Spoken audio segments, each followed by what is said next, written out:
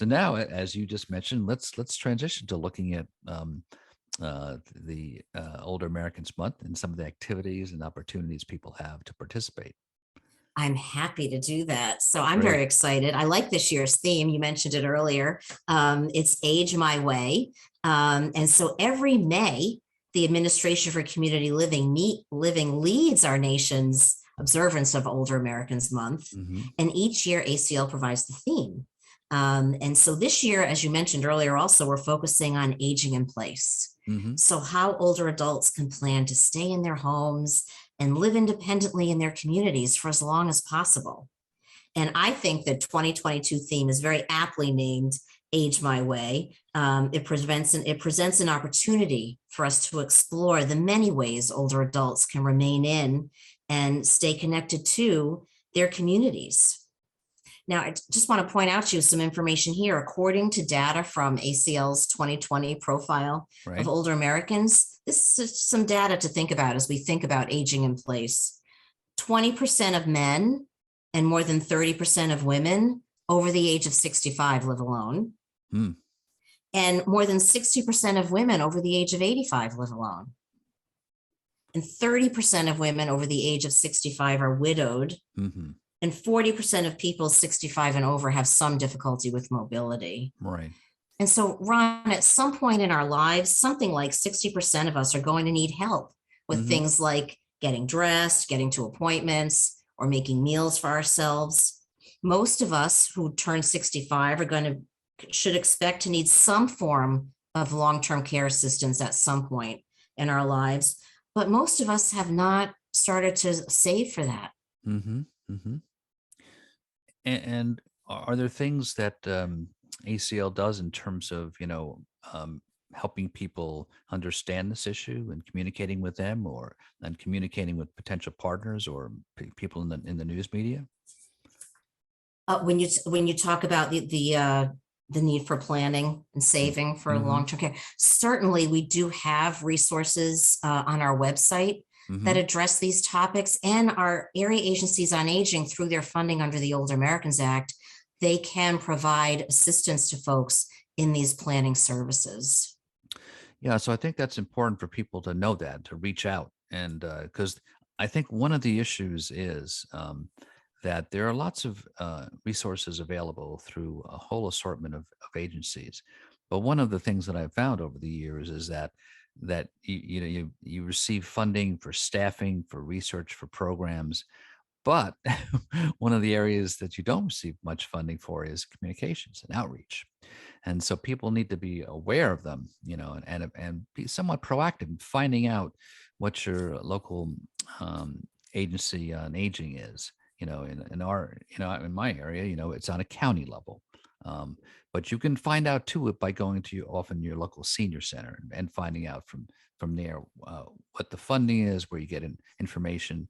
And I think that senior centers, again, are resources that people think, oh, senior center, yeah, well, I'll go there sometime. They've become quite robust in terms of what they can do, and in terms of their coordinating about providing programs and information and partnering with local libraries. So we'll talk more about that, but we're going to take another quick break.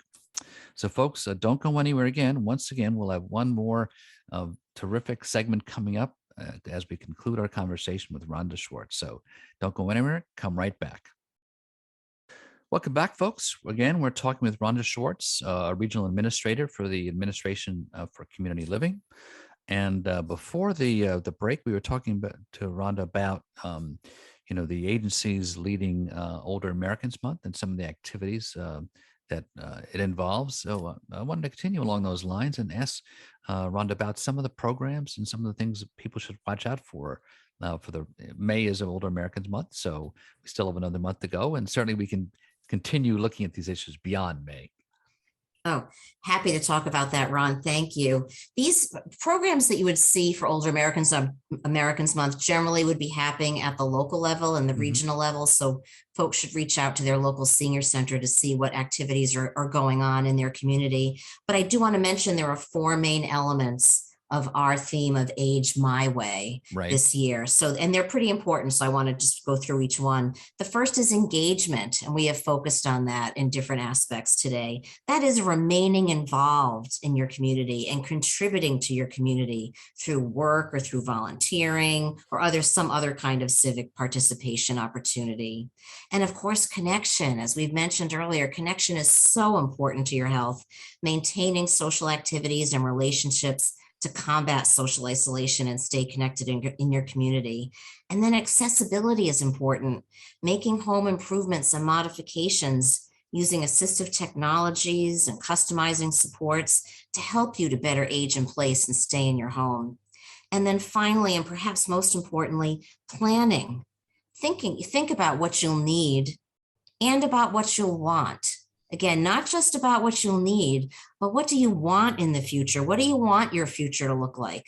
From home and community-based services to activities that interest you, to financial and estate planning. All of these things are important. And all of these elements, engagement, connection, accessibility, and planning, they all play a role in aging in place. And what everybody needs and prefers is unique. What each person wants and needs is going to be unique. And so at ACL, we would like to see everybody being able to age in each person's own way. Right. Right. And I think, apropos of my show and my theme of 45 forward, I think it's important to start thinking about these, earlier in life. I think many people may be thinking about it at midlife because they're caring for older parents and are looking at some of the issues that you mentioned before about the need for long-term care.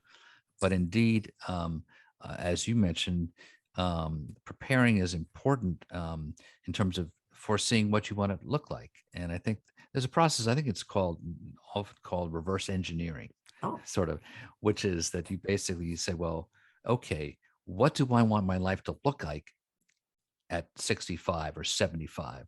And then what do I need to do now to make sure that happens, that vision comes true? So I think that the planning part of it, you don't have to plan it all at once, but start making some steps to do so.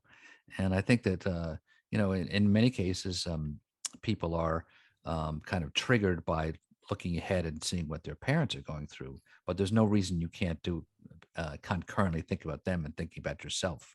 And I think this is something that, again, you and I've talked about too, this element of another, what these these four things you mentioned involved too, is the increasing importance of caregiving in our society. And years ago, I think there was certainly especially as women uh, entered the workplace more and more, the notion that there was, the work and family balance and childcare